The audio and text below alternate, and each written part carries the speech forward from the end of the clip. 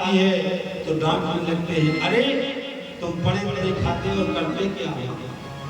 इसलिए धन कमाओ, लेकिन धन को सार्थकता तभी है जब धर्म में लगाओ। पग पवित्र तीर्थ गमन, कर पवित्र कछदान, मुख पवित्र हरि भजन सो, हो तो पवित्र कल्याण। यदि अपना कल्याण चाहते हो तो धर्म करो। सुखदेव जी कहते, राजन कृष्ण बलराम ने अल्प समय में संपूर्ण विद्याओं को प्राप्त किया और वहीं पर एक ब्राह्मण बालक सुदामा से भगवान की मैत्री हो गई। और जब विद्या अध्ययन करके लौटने लगे तो अपनी गुरु माता के मरे हुए पुत्रों को यमपुरी से वापस ला करके और गुरु माता को भेंट दिया। रास्ते में आए एक पंचजन्य नाम का राक्षस मिला, भगवान ने उसका वध करके और पंचजन्य नाम की संत प्राप्त किया और पुनः वापस मथुरा में आ गए।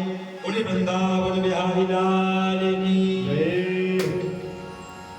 सुखदेव जी कहते, राजन जिस समय से कृष्ण और द्वारिका अवंतिका से मथुरापुरी पढ़ करके लौटे हैं, किसी से बात नहीं करते थे। एकांत में बैठे हुए अपनी मैया यशोदा की याद करते थे। जैसे पढ़ करके लौटे तो आज कृष्ण अपने कक्ष में बैठे हुए याद कर रहे हैं। देखो, मैंने अपनी मैया से कहा था, झूठ बोला था कि मैं परसों आ जाऊंगा, आज वर्षों बीत गए और मैं मैया से नहीं मिल पाया। आज मैया के भोजन को याद करते करते और कन्हैया जोर जोर से रो रहे हैं। सुखदेव जी कहते, राजन आज देवकी मैया ने अपने हाथ से स्वयं भोजन तैयार किया और जैसे थाली लेकर के कन्हैया के पास में गए, थाली को रखा, डाला, भोजन खाया। जैसे इतना कहा, जोर से इल्कियां दे करके और कन्हैया रोने लगे। मैया घबरा गई। क्यों? क्योंकि कन्हैया के स्वभाव से मैया परिचित नहीं थी। लालन पालन यशोदा ने किया था और जिस बच्चे के स्वभाव का पता ना हो उससे लोग डर डर के बात करते हैं। जैसे कन्हैया हृदयां देख करके रोने लगे तो आज जो है देवकी मैया दौड़ी दौड़ी आई और बस देवी से कहने लगी, अजी सुनते हो? बोले क्या बात है देवी?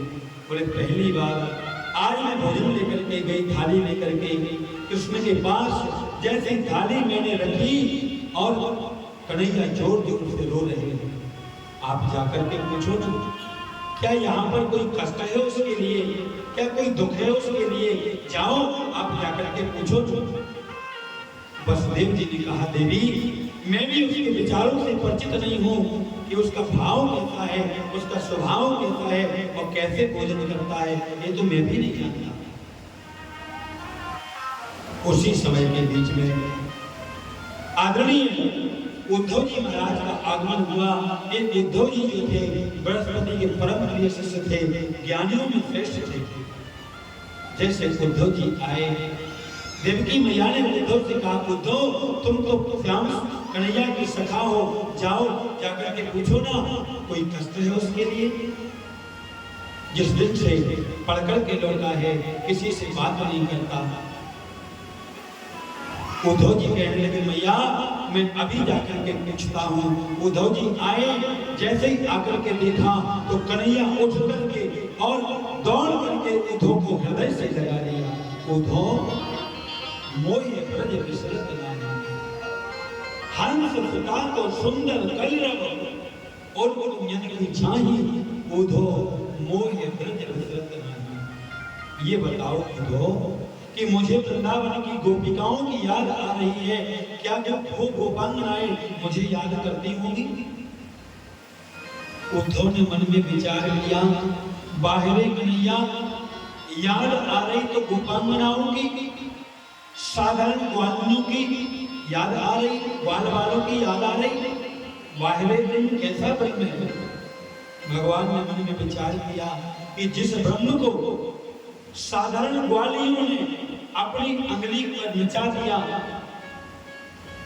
ताहे अहीरी की छोहरियां छछिया भर छाछ पे नाच नचावे, जिसके मन में आ जाता कन्हैया को घोड़ा बना लेते, बैठ जाते। कभी कभी तो गोपियाएं कन्हैया से कहती, कन्हैया इधर आओ। बोले क्या बात है? बोले एक काम करोगे? बोले क्या? बोले माखन में चींटियां पड़ गई हैं, ये चींटियां निकाल दो। बोले इसके बदले में क्या दोगे? बोले इसके बदले में एक छटाक माखन हम तुम्हारे लिए देंगे।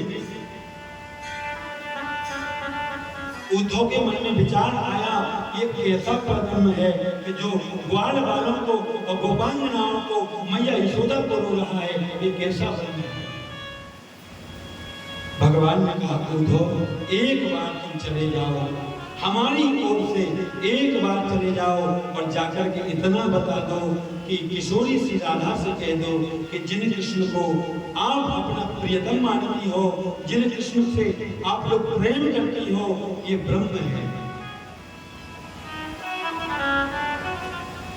उद्धव ने कहा, मैं बृहस्पति का शिष्य, ज्ञानियों में श्रेष्ठ उद्धव, जब वेदांत की भाषा का अजद निरूपण करूंगा वो क्या समझेंगे हमारी भाषा में?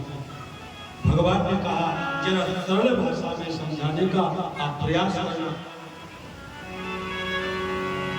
तेरो लाला बड़ो दुख पावे, मैया ते जा कहियो।